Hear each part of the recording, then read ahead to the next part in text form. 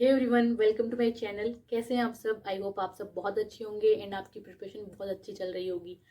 जैसा कि आप सबको पता है कि एसएससी का कैलेंडर जारी हो चुका है और जो एसएससी सीजीएल वाले बच्चे हैं उनके पास 3 मंथ्स का टाइम है। तो इस टाइम को बहुत अच्छे से यूटिलाइज करिएगा। अभी ऐसा टाइम है कि बिल्कुल भी टाइम वेस्ट नहीं कर सकते। और आज हम इस वीडियो में बात करने वाले हैं, मेनली हमारा फोकस रहेगा टेस्ट एनालिसिस पर। टेस्ट एनालिसिस एक बहुत ज़्यादा इम्पोर्टेंट रोल प्ले करता है हमारे मार्क्स इम्प्रूव करने में, हमारे एग्ज़ाम में। उससे हमारा एग्ज़ाम फियर भी कम होता है। तो एक बात तो ये हो गई, लेकिन टेस्ट के साथ साथ टेस्ट की एनालिसिस करना भी बहुत ज़रूरी है और वो हमें बहुत अच्छे से आना चाहिए। तो वो कौन सा तरीका है जिससे हमारे मार्क्स इम्प्रूव होंगे और हमें एग्ज़ाम में अच्छा परफॉर्मेंस देखने को मिलेगा। तो क्या है, बच्चे टेस्ट देते हैं लेकिन उसकी एनालिसिस नहीं करते, क्योंकि उनके कम नंबर आते हैं तो वो उस चीज़ से भागते हैं। लेकिन ये चीज़ हमेशा याद रखो कि जिस चीज़ से हमें सबसे ज़्यादा डर लगता है वो चीज़ हमें और डराती है जब तक कि हम उसका सामना नहीं करते।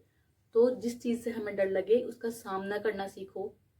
जैसे कि हमारे टेस्ट में कम नंबर आते हैं तो हमें उससे डर लगता है, लेकिन फियर को ओवरकम कैसे करें? तो इसका एक ही तरीका है, टेस्ट देना और उसका बहुत अच्छे से एनालिसिस करना। तो बहुत अच्छे से ये क्या है? तो ये ज़रूरी है कि आप किसी से कंपैरिजन नहीं करें। तो ये चीज़ बहुत ज़्यादा मायने रखती है आपके लिए कि आप किसी से कंपैरिजन नहीं करें। आप सिर्फ अपने आप से कंपेयर करें खुद को कि मैं पहले कैसा था, अब मैंने क्या इम्प्रूव किया है और मुझे क्या क्या इम्प्रूव करना है। किसी की जर्नी सेम नहीं होती है, हर किसी का अलग अलग बैकग्राउंड होता है, हर किसी का अलग अलग तरीका होता है पढ़ाई करने का। तो हमें खुद से कंपेयर करना है कि मैं पहले से बेटर कर रहा हूँ या नहीं। तो ये तरीका है, खुद को भी एनालिसिस करना है हमें साथ में। तो औरों से कंपेयर करके हमें निराश नहीं होना, डिसअपॉइंट नहीं होना बिल्कुल भी। तो देखिए, पहली बात तो ये हो गई, कंपेयर नहीं करना। तो फिर क्या करें? तो हमें एक एक स्टेप वाइज करके आगे बढ़ना है। जैसे मेरे 70, कभी 60 ऐसे मार्क्स आते थे जब मैंने स्टार्ट किया था। लेकिन 70 से फिर 100, 100 से 110, 120, 30, 40, 150। तो ये धीरे धीरे बढ़ते हैं। ये कैसे बढ़ते हैं? हमें हमारी गलतियों को खुद ही सुधारना होगा। हमें हमें खुद को जलील करना होगा। हम जो नोटबुक बनाते हैं ना टेस्ट एनालिसिस करने के बाद, हमें वहाँ पे लिखना होगा कि हमने यहाँ पर सिली मिस्टेक करी। मुझे इसका कॉन्सेप्ट आता था बट मैंने यहाँ पे कैलकुलेशन की मिस्टेक कर दी, मैंने कॉन्सेप्ट गलत लगा दिया। या फिर जो भी करते हो ना, आप उसमें लिखो कि ये अगली बार गलत नहीं होगा मेरा। तो इससे क्या है, हमें वो चीज़ें अच्छे से याद होती है। वो चीज़ें हमारे माइंड में ज़्यादा देर तक रहती है कि नहीं, मैंने यहाँ पे ऐसा किया था तो मुझे ये गलती दोबारा नहीं करनी है। और हम उसे लिखेंगे ना तो हमें ज़्यादा इम्प्रूवमेंट देखने को मिलेगा। आजकल क्या चल रहा है ट्रेंड में, स्क्रीनशॉट लेके रख लो। बाई चांस वो स्क्रीनशॉट डिलीट हो गए तो फिर क्या करोगे? तो एक कॉपी प्रॉपर तरीके से मेंटेन करके चलो, उसमें अपनी गलतियां लिखो। एंड अपना तरीका होता है, कैसे भी आप लिखो, उसको शॉर्ट तरीके से लिखो, कैसे भी लिखो, लेकिन आप उसको लिखो।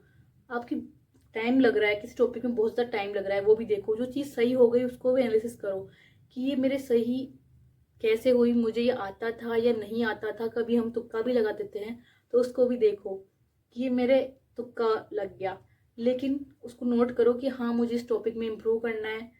तो जैसे हम इंग्लिश में कर देते हैं, कभी क्लोज टेस्ट में हमारा निकल जाता है सही, लेकिन वो चीज़ें हमें आती नहीं थी, हम उसको भूल रहे थे तो सही निकल गया, तो हम उसको ध्यान नहीं देते।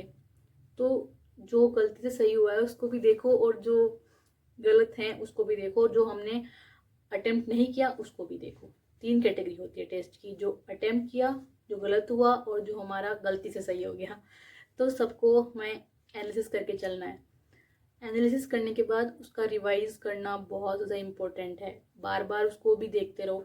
जैसे कि हम टेस्ट देंगे, आज हमने एनालिसिस कर लिया टेस्ट देके, फिर कल हम टेस्ट देंगे, उसके पहले हम उस कॉपी को देखेंगे कि हाँ, हमारी यहाँ पर गलतियाँ थी, ये थे कॉन्सेप्ट जो बार बार रिपीट होते हैं। तो आप उनको देखो, फिर आप टेस्ट दो। उनको आप वीकली भी रिवाइज करते रहो, जल्दी जल्दी ऐसा देख लो।